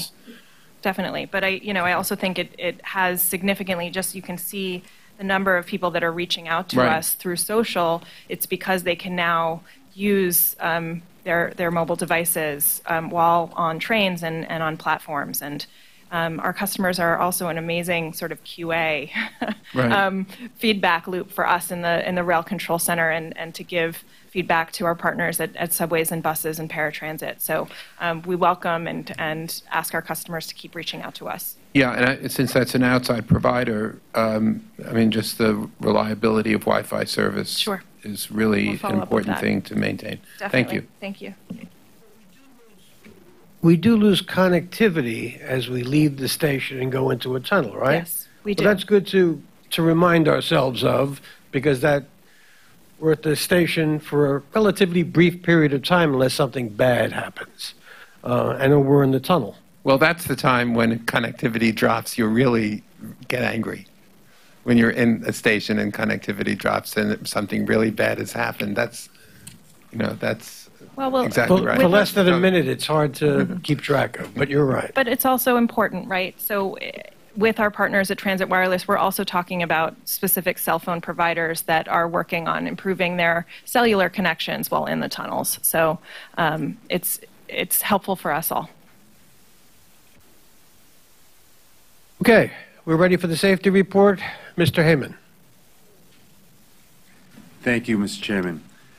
I'd like to begin by offering condolences to the family of Siobhan Bethea, who had died at a tragic accident with one of our buses in the Bronx on May 26th. A full investigation is underway. To build on Andy's statement of working on the Fast Forward plan, the Office of System Safety has begun work on several initiatives. We've formed cross-departmental teams to work on a number of those initiatives, including updating employee safety training, better identifying root cause for employee injuries, engaging with employees and unions with regard to safety protocols, and launching a confidential employee safety hotline. Moving to the safety report, which begins on page 91. Subway fires continue to decrease, with 99% of the fires over the past 12 months were of a lower average severity. Subway customer accidents increased in the 12-month period ending April 2018 relative to the previous 12 months, and we're continuing to work with Department of Subways to reduce these incidents in the future. Bus collisions and customer accidents continue to decline on a 12-month basis. However, bus collision injuries increased slightly when comparing them to the previous 12 months. Employee lost time accidents continue to show a steady decline as seen in the most recent 12 months, and with regards to our leading indicators, we continue to make progress to achieve our goals. And that completes our safety report. Thank you. Mr. Riddler. Mr. Heyman, some months ago, you and I had a series of exchanges as to my effort to understand and your effort to understand where accidents like trip and falls occur within the subway system. And the bottom line of that was a, to me, surprising statistic that they occur even in bad weather, more in the area of the toll booth, not the toll booth, the token booth areas and the turnstiles than on the platforms and on the steps. What, if anything, have you done to follow up on that to see how we can improve that safety concern? And secondly, to take that metric in terms of where does the accident occur, when does it occur, and try and apply it to other safety concerns. We've been analyzing those numbers and trying to break them down a little bit more. We identify the top 25 stations and we take a look at those, and then we have our teams go out there and do audits of those different locations to see if there's defects that were causing those accidents. So we continue to look at that, and we will report on that as we find new trends. I respectfully suggest that you might also give consideration to taking that concept and applying it where else we have accidents occurring, workers and the like. Where does it occur? When does it occur? And why does it occur? And perhaps we can do something about reducing that. Thank you. If there is no one else, have you completed your report? Yes, I have. Thank you. Thank you, Mr. Heyman. Now we're ready for the crime report, and Chief Coogan.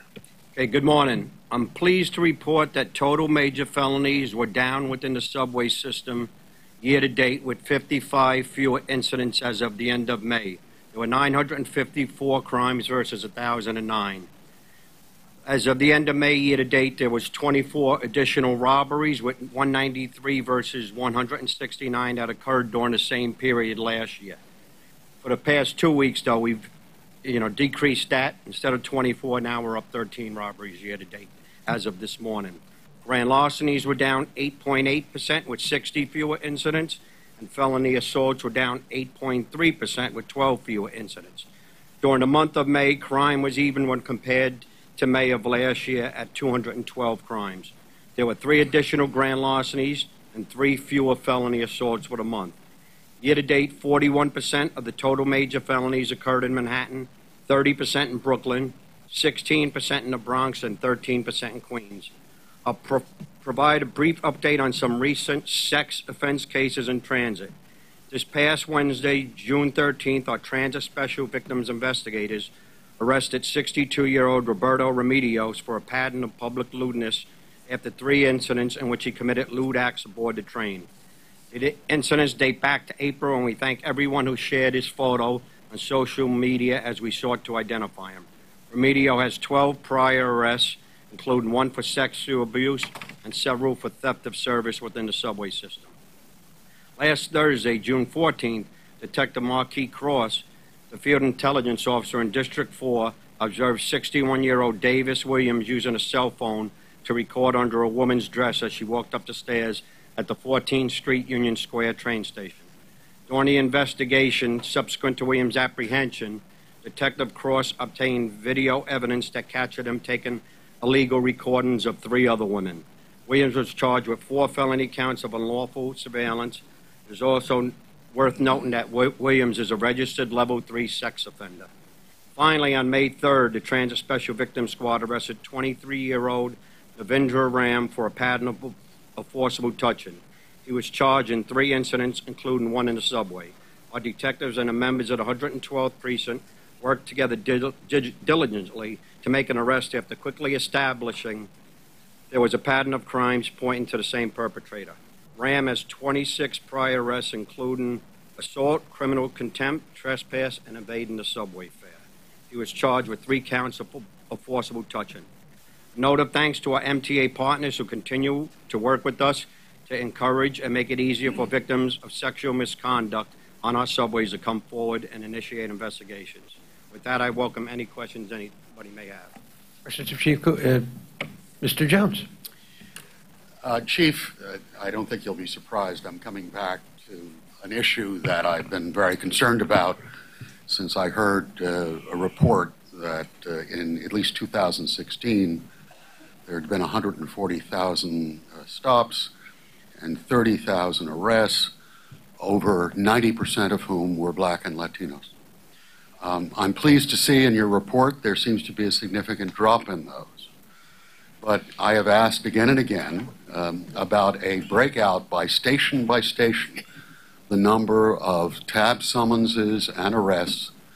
I have now been supported by this with new legislation that just was passed by the City Council requiring the department to provide the station, race, sex, age of individuals quarterly. The department has already missed its first 2 deadlines.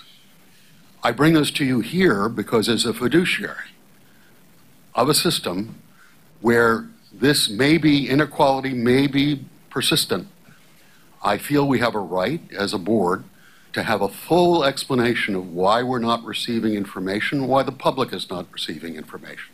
I don't expect you to answer. This is a departmental issue. But I would like to go on record, and I will do this formally with the head of the department.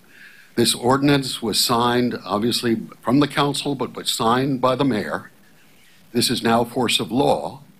We need to have this information to make sure that unequal treatment is not being meted out in certain areas as opposed to others. Thank you, sir. Chief Coogan, do you have a response? The department, our Office of Emergency Analysis and Planning is working that out with the City Council, so it's not in the Transit Bureau's hands. The information is there, but they're working it out. All right. Mr. Murdler. Chief, I'd like first to focus on the hate crime statistics and then the summons activity. I note that there has been an unfortunate increase in hate crimes against Muslims. I note as well that there has been an increase of hate crimes against blacks, and I note that the trend in terms of sheer numbers, 8 of anti-Semitic incidents, continue. And I know as well that your folks are doing the best possible job they can in this area. My question is, to what extent, if any, are the prosecuting entities, after you apprehend these folk, doing anything at all to enforce the law?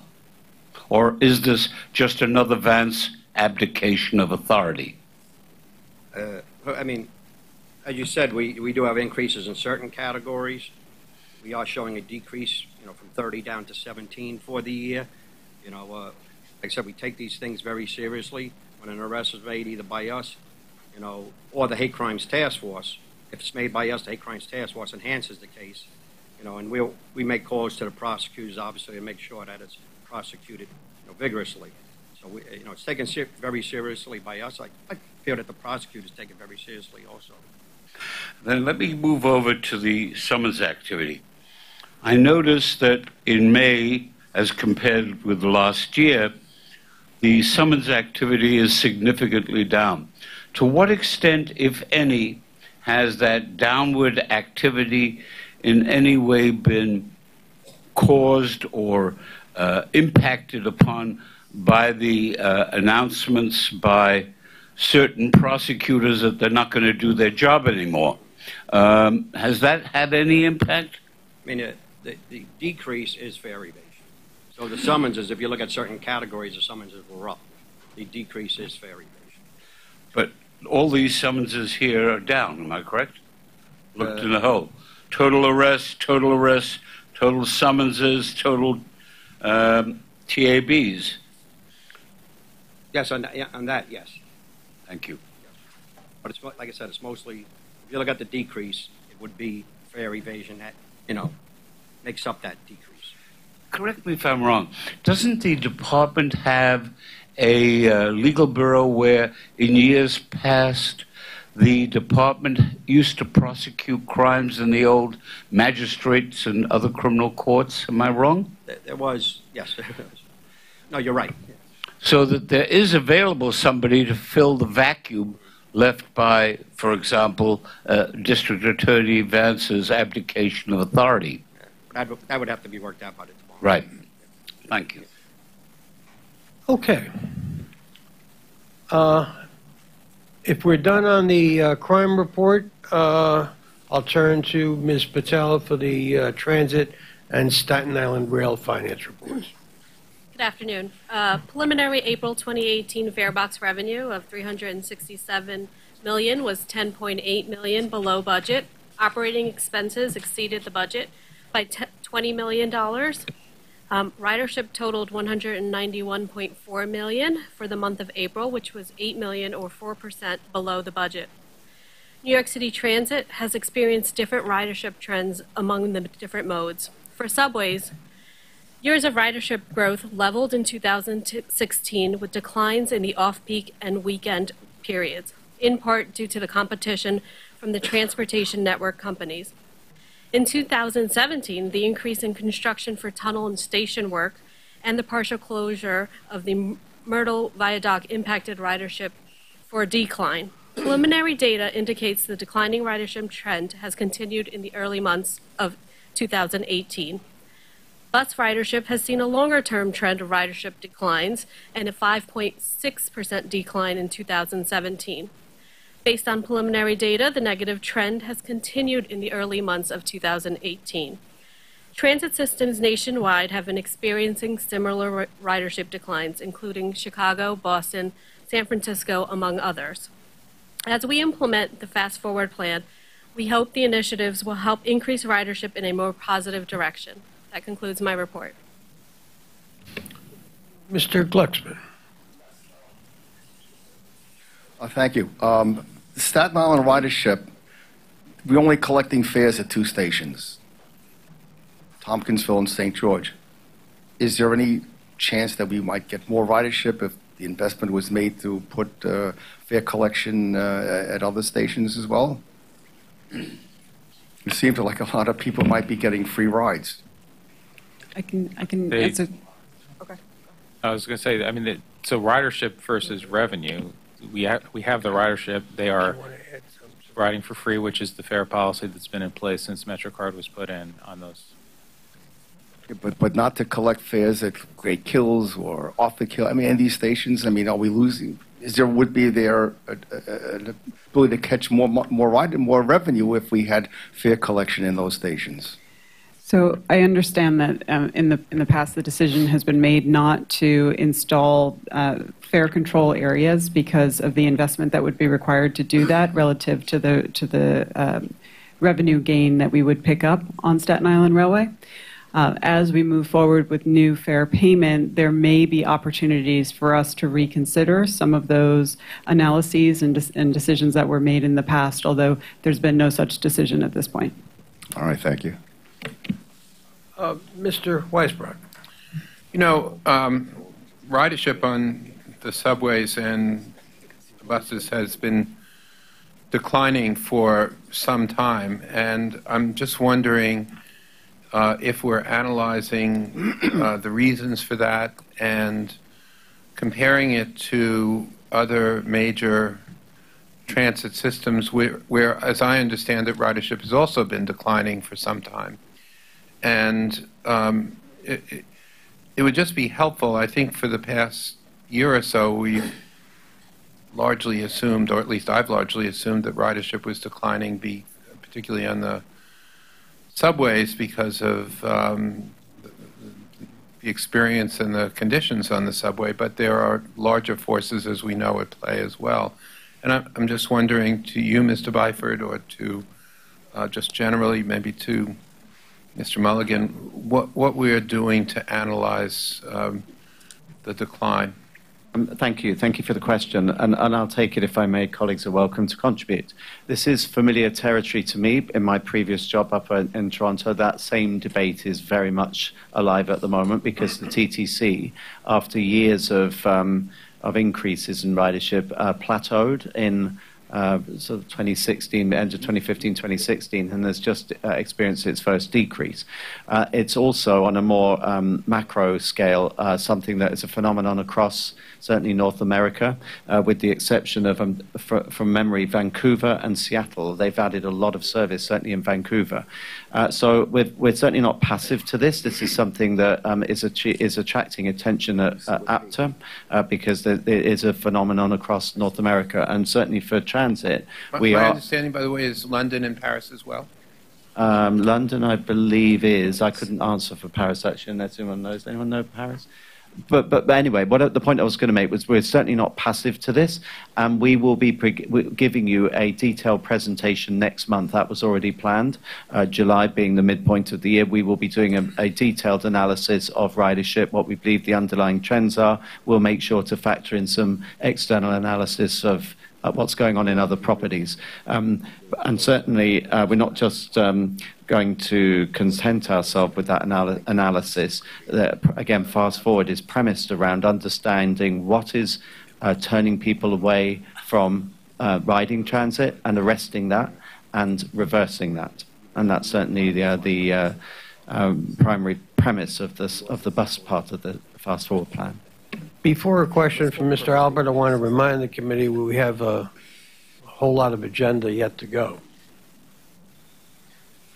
I'll be brief. I think that the reason for at least a fair portion of the weekend drop in ridership is all of the things that are going on the weekend, and many people just don't want to have to deal with what they have to do to get to their regular destinations. I think if we had better signage for all of the geos that are going on, if we had signage indicating when you entered a station what was happening to that particular line instead of a wall of notices, and then put a signage that said other lines or connecting lines or words to that effect, I just think it would be a little more welcoming. It is bewildering. I see New Yorkers, I see tourists with maps, but even New Yorkers don't really know what's going on the weekend in some cases. Commissioner, we'd agree with you on that, and Sarah has that exact task in hand. And certainly I think that because we're having to do so much work on the weekend, that has an impact on discretionary travel. In other words, if you think you are just pop up to the botanical gardens, perhaps you won't, or you'll find another means. So we're alive to that. This will all be broken out in a presentation next month. Okay, if we're ready to go on to MTA Bus Finance, Mr. Irick again. Quickly, preliminary April 2018 MTA bus fare box revenue was $17.1 million, or approximately $1 million below budget. Preliminary April 2018 bus operating expenses were below by $1 million. Ridership totaled 10.1 million rides for the month of April, which was about 300,000 below the budget. Average weekday ridership for the 12 months ending in April 2018 showed a decrease of 2.4% from the same period last year, and that concludes the report. Thank you, Mr. Irick. I think we're ready to go to Capital Program. John O'Grady. Thank you, and good afternoon. The Capital Program report. 20 projects were awarded during April 2018, totaling $514 million. This included repair of Superstorm Sandy damage and long-term resiliency protection at the 148th Street Yard, ADA projects or accessibility and elevator projects at Gun Hill Road Station on the Dyer Avenue line and Bedford Park Boulevard Station on the Concourse line, along with 12 traction elevator replacements at 3 deep stations on the Broadway 7th Avenue line, 168th, 181st, and 191st Street stations. During the month, we had 7 substantial completions totaling $75.3 million. This included mainline track replacement on the Jamaica line and a mainline track and switch replacement on the Dyer Avenue line, along with the acceptance of 8 R179 cars for the B Division. Next week, we'll be completing the Sandy repair contract in the Clark Street Tube. This was a $110.7 million project. It is progressing. It progressed under sequential weekend general orders, and it is scheduled for the final GO to finish up on this coming weekend, June 24th. This is a very successful project, completed on time and within budget. We solicited this project with a fixed diversion plan that guaranteed contractors would have access to the tube every weekend. This predictability simplified the workforce planning and phasing for the prospective contractors, and as a result, we received good bids. This approach also facilitated TA labor, personnel, support planning, as well as work trains and flagging. We plan to utilize lessons learned from this project in the fast-forward work that will require continuous weekend closures of line segments. The fast-forward plan, which just got started, here's your update. We are proceeding to develop ADA plans for all remaining stations, and we'll have 54 plans completed by the end of June. Designs for the first series of additional corporate plan ADA projects are also forecast to begin shortly. We are advancing the scope and design of the initial deployment of CBTC and interlocking projects on QBL East, as well as the Lexington Avenue line. That concludes the capital program report. Thank you. Are there any questions on capital program report? Hearing none, I just want to announce that since we'll be receiving MTACC report on projects this afternoon's CPOC meeting, we'll save the discussion until then, and I'll now ask Steve Plachocki to present procurements. Good afternoon. The procurement package, which presents New York City transit procurements, includes 6 actions totaling $84.6 million in expenditures. I'd like to highlight 2 procurements in this month's agenda. In building on what Andy's earlier comments regarding accessibility, I'll highlight a request to adopt a resolution to utilize a competitive request for proposal process to develop a pool of qualified design-build firms to compete for awards of multiple contracts for the design and construction of ADA improvements, including the installation of elevators for New York City transit stations. The stations to be considered under this resolution will be selected from the 2015 to 2019 capital program and any future changes to the program as amended by the MTA Board and Capital Program Review Board as required. New York City Transit is pursuing a more streamlined design and construction approach for certain types of capital projects, as well as alternate project delivery and procurement methods to deliver projects faster and more efficiently while achieving best value benefits. Pursuant to the Fast Forward Plan, New York City Transit is committed to accelerate the pace at which stations are made ADA accessible. Priority stations will be identified through feasibility studies and advanced through the preliminary and design preparation of design-build RFP packages. These station improvements will include full vertical accessibility at the stations through the installation of elevators or ramps, as well as other ADA-required improvements to architectural, structural, mechanical, and electrical components. We intend to utilize the 2-step RFP selection process with the most qualified design-build proposers being identified in Step 1 and selected to be part of a qualified pool to participate in multiple RFPs under Step 2. The development and utilization of a qualified pool of design-build firms will enable procurement and the project team to streamline the procurement process, thus facilitating a greater number of awards in a shorter period of time. While cost remains an important element in the selection criteria, given the complex and schedule-driven nature of these projects, the RFP process provides the best method to comparatively evaluate technical factors such as design, construction approach, technical ability, proposed schedule improvements, and other relevant matters to determine the proposal that offers the best overall value. In addition, the RFP process will allow New York City Transit greater flexibility to negotiate alternative approaches to the work and incentives for early completion. The process will also allow New York City Transit to introduce new types of elevator designs and installations and other innovations that will optimally accelerate delivery and shorten project durations.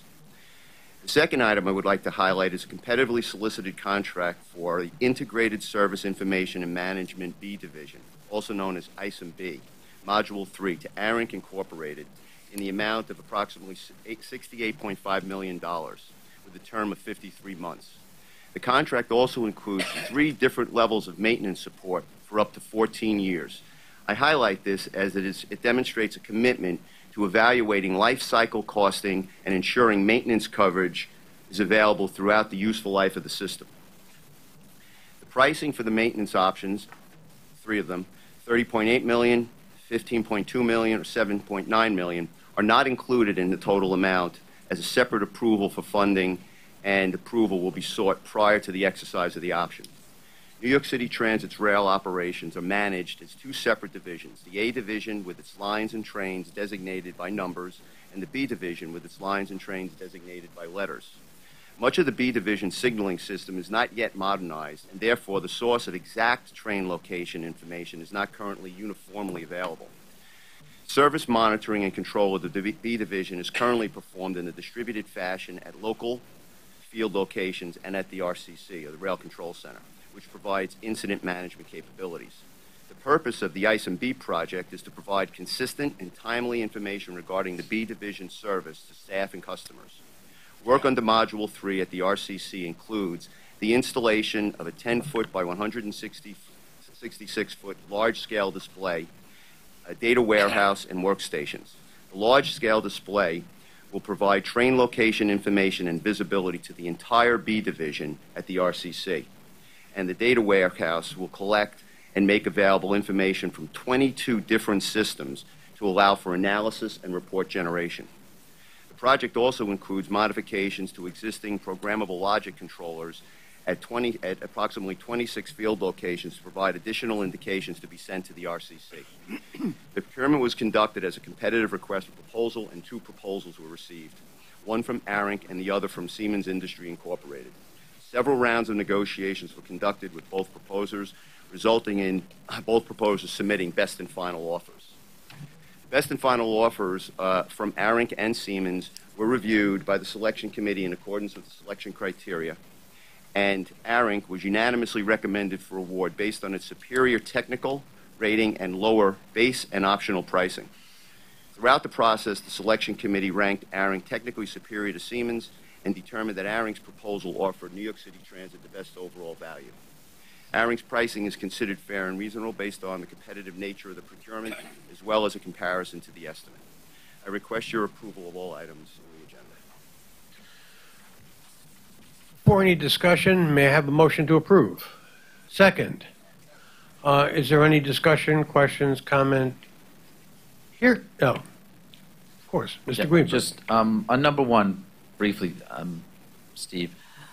It's a 2-step process. Step 1 is going to goes. How often will we go through step 1? How often will it be opened up to other contractors? This particular process is designed to do a robust outreach to the contracting community and effectively just develop a pool that will last, for this project. We can refresh the pool if we feel that the pool itself cannot, I'll say, satisfy our demand in terms of the number of awards. But the whole notion of this is to be able to move swiftly through the procurement process by having a repeat process so that when the participants in the pool or the members of the pool receive multiple RFPs, they sort of grow the learning curve or climb the learning curve, and we're able to get it out. And what you see typically is a much more expeditious award process as you move through and utilize the pool. Okay. No, well, I meant this. So this will be for the remainder of the 2015-2019 capital program, all the projects for that. Then will we have another one for the next capital program, or are we going to extend this through that?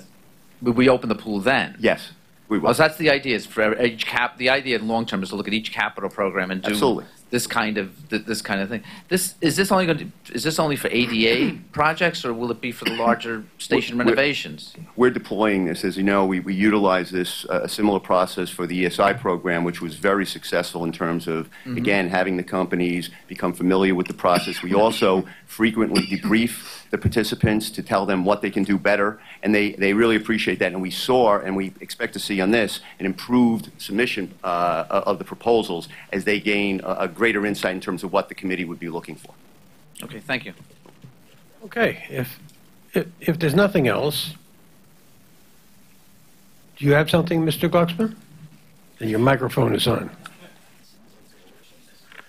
Then we have a procurement package, moved and seconded. All in favor? Opposed? Abstaining? Procurement's moved to the full board. I'm going to ask Mr. Caffiero and Mr. Holmes to put off their moment in the sun because this information is in the book. So without objection, we'll go to the Staten Island Express bus change, which does require a vote. It's in the book. As I said before, we discussed it before. Are there any questions, Mr. Albert? I think, and you've heard from the public, this is a really good plan. I just have one question. Apparently, on the weekends, 3 of the 4 routes will continue to traverse the island of Manhattan and serve both up downtown and midtown.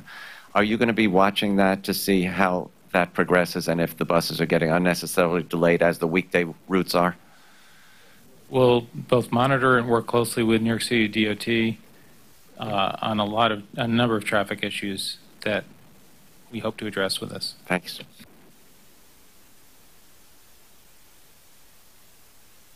I believe we have, do we have a motion to, let me have a motion, please, and a second.